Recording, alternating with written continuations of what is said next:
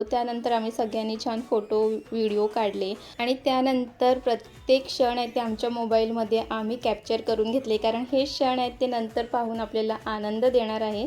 आणि त्यानंतर आम्ही सगळेजण मस्त पार्टी करायला सुरुवात केली आहे. स्टार्टरमध्ये काय काय आहे ते तुम्ही पाहिलंच असेल. चला तुम्हाला परत एकदा दाखवते. इथे तुम्ही पाहू शकतात चिकन चिली, क्रिस्पी, मंचुरियन, कलेजी फ्राय, वेफर्स, कोल्ड्रिंक हे सगळं आम्ही एकत्र भाऊ बहीण बसून खात होतो. आणि खरंच हा क्षण आहे ना आम्ही कधीच विसरू शकत नाही.